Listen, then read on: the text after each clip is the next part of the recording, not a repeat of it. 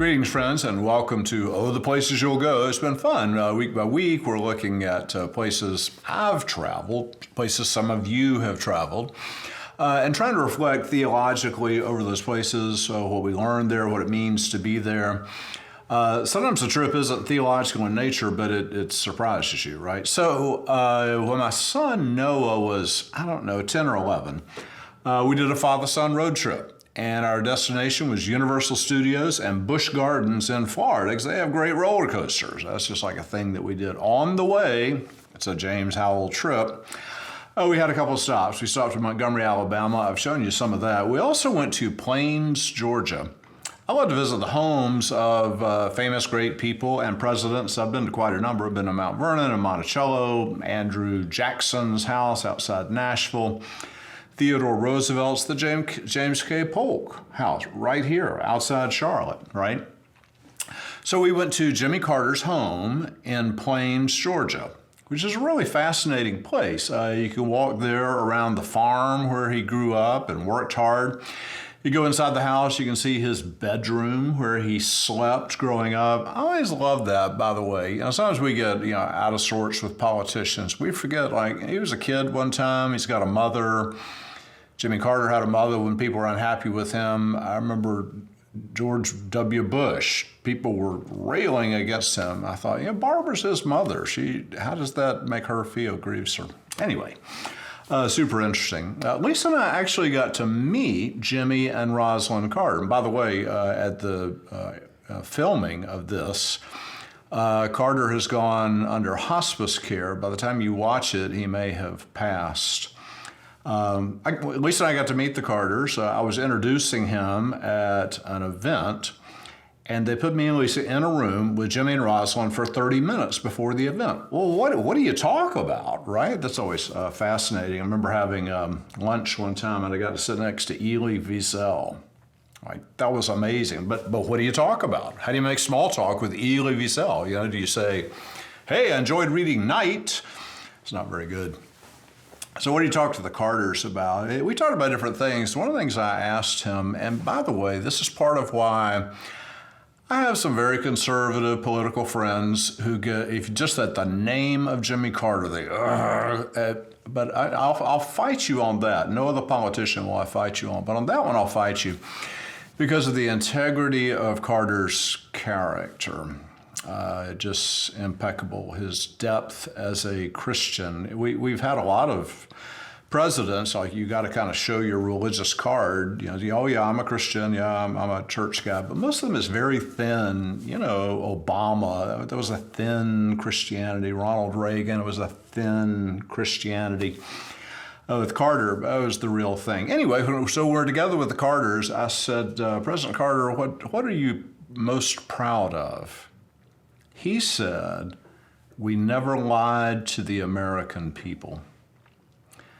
That shouldn't be noteworthy, but good grief. We've gotten accustomed to presidents and all kinds of people lying to us or bending the truth. He said, we never lied to the American people. I also asked him, what do you most regret? What would you like to do over? What do you wish had been different? I don't know what he would say. I thought it'd be something around the Arab oil crisis or something.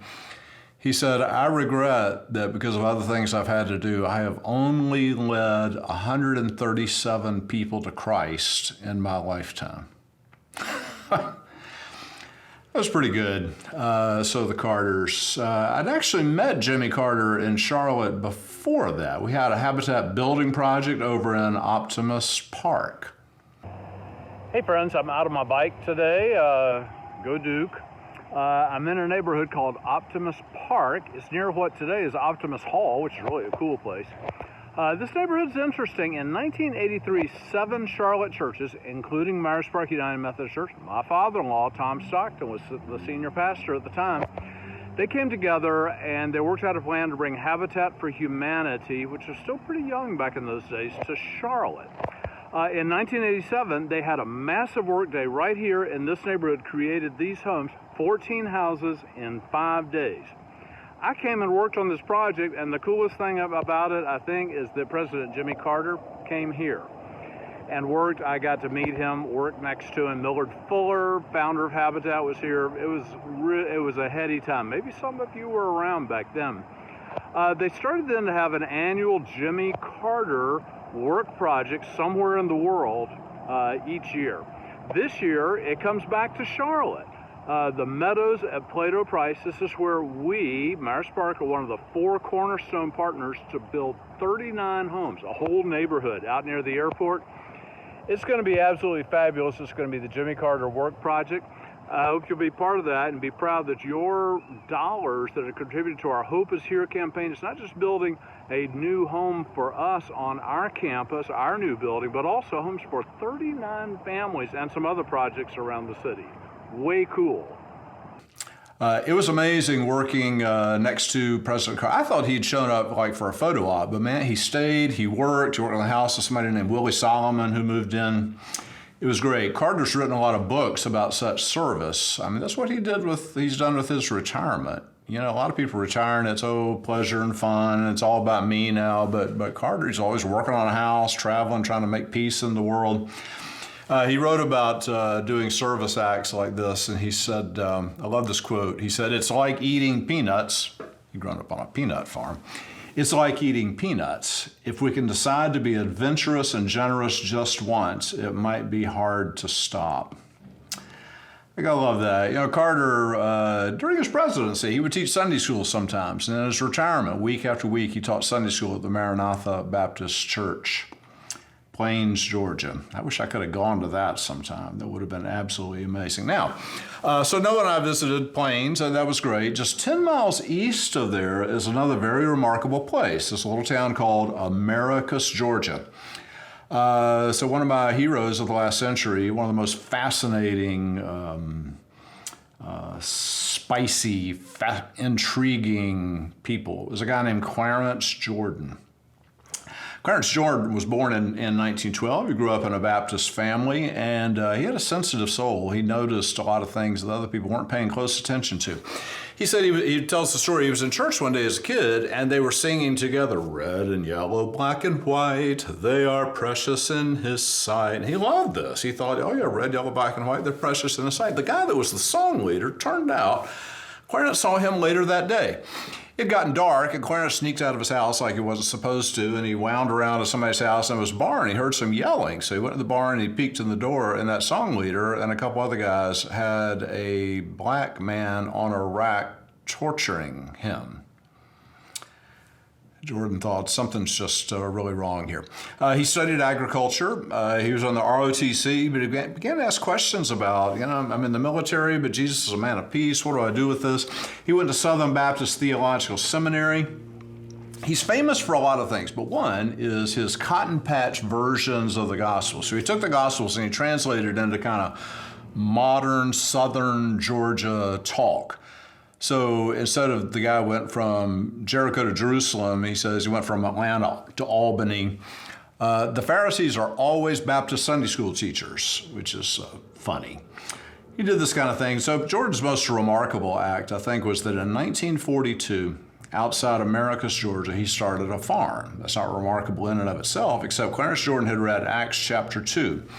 And in Acts chapter 2, it says that the early Christians held all of their possessions in common.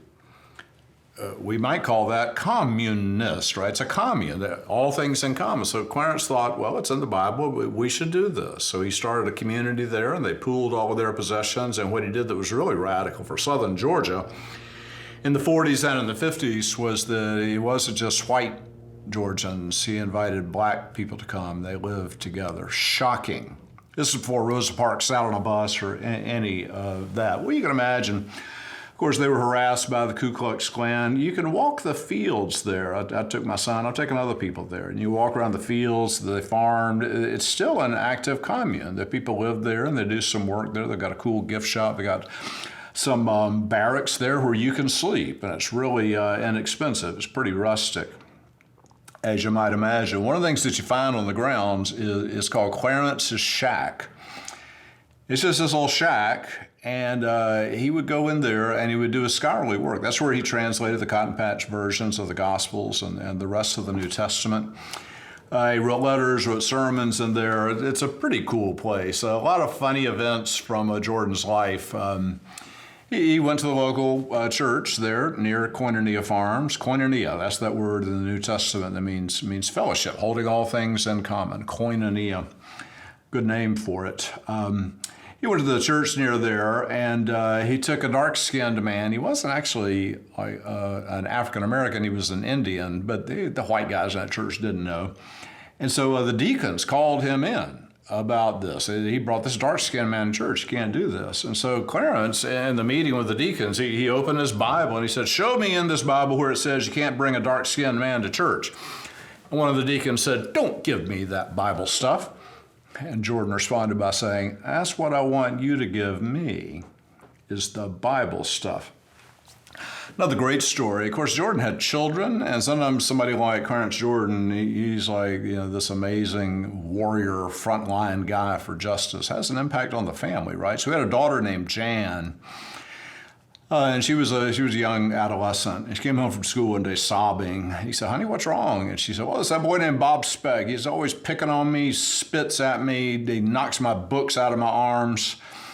And I just can't take it anymore, Daddy. And Jordan said, well, I tell you what I'm going to do. I'm going to ask Jesus to excuse me from being a Christian for about 15 minutes. I'm going to beat the daylights out of Bob Speck. Jan said, Daddy, you can't be excused from being a Christian for 15 minutes.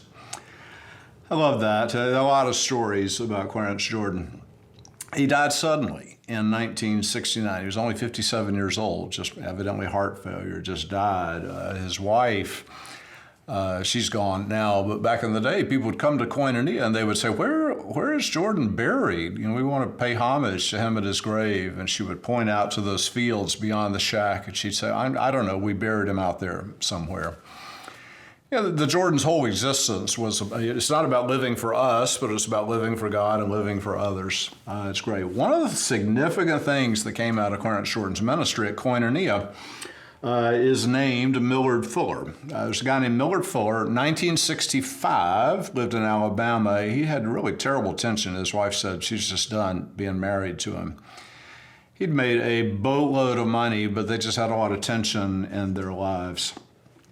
They didn't know what to do, so he packed his family and they're Lincoln and said, well, we got to take a vacation. And he had a friend that he stopped by to visit in Albany, Georgia, and that friend said, I want you to have lunch with this guy named Clarence Jordan. He might be able to help you. So he went to have lunch with Jordan, and turned out he stayed at Koinonia for a month with his family, changed his life. They got to be very close. I love this photo of Clarence and Millard walking around Koinonia there. Clarence said to Millard, he said, you're a maniac, like not a maniac, but a money-ac. And anyhow, Millard changed everything, and he began he started Habitat for Humanity, which is huge. It was little at first, building a few houses here and there. It's now this big international thing. I mentioned in my earlier video out at Optimus Park, Millard Fuller came there. He spoke during that trip. This is so interesting. And I, as a pretty young pastor, for some reason, they'd asked me to be president of Mecklenburg Ministry. So we hosted this big event over at Providence Baptist Church. And the question was, who was going to introduce Millard Fuller? And I thought, I'm a professional talker. I should be the one to introduce Millard Fuller. Somebody had a better idea. They said, there's a woman who lives in one of those houses that we're working on. Her name is Melissa Cornett. Let's have Melissa do it. I thought, this will be a disaster. It was one of the greatest things ever. So Melissa stood up to introduce Fuller. He's sitting on the front row. I'll never forget it. And at first, she kind of stumbled and hemmed and hawed, and I was thinking they should have had me introduce him. And then she just spoke to him for her introduction. She said, Millard Fuller, you're the answer to my prayer. She said, when God told you to give all your millions of dollars away and start Habitat for Humanity, that was the answer to my prayer. I grew up in a terrible environment, just drugs and violence. It was awful. And I didn't think I would ever be anybody, and that was okay. I wasn't ever going to be anybody, but then I had my son. I prayed to God, like, I'm nobody, God, but I want my son to be somebody. She said, Millard Fuller, you're the answer to my prayer. She said, before we got our Habitat house, my son was depressed. He didn't talk much. He wasn't doing very well in school. But Then we got a house, let's say our own house. She said there was so much dignity with that. She said he started smiling. He started making good grades in school. I get emotional telling this every time. And then she said, he came home the other day and he said, Mama, do you know what I'm going to be when I grow up? And she said, no, honey, what are you going to be? He said, I'm going to be a doctor. She said, Millard Fuller, you're the answer to my prayer. Then I think she was afraid she talked too long. She said, well, without further ado, here's Millard Fuller. And the crowd, this was so interesting. The crowd, I don't know if you've ever been part of a standing ovation. Usually one person stands and then another one and then another one. Finally, everybody's on their feet. But once in a while, you're into one, just the whole crowd rises as one with thunderous applause. This is what happened when Melissa finished her introduction. She walked over to the side and she looked out and she said, what's going on? I said, Melissa, they're not clapping for Millard Fuller. They're clapping for you. It was a great moment. I had Fuller come and preach for me at Davidson United Methodist Church. We used to have 3 Sunday morning services. He was amazing. He came to my house beforehand and sat with our children, played with them. That was great. I got photos of them. That was great.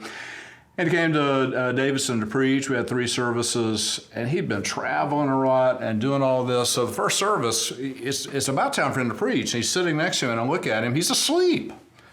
Punch him. He stands up, gets in the pulpit, preaches not a brilliant sermon. Second service, I'm sitting next to him. He's asleep again. I punch him when it's time to go. He stands up, gets in the pulpit, preaches a very different and equally brilliant sermon. And then third service, as you can imagine, he was napping again. I punched him. He stood up, preached another great sermon. Habitat's really amazing. Our church is partnering with Habitat as part of our Hope is Here campaign. So proud of that.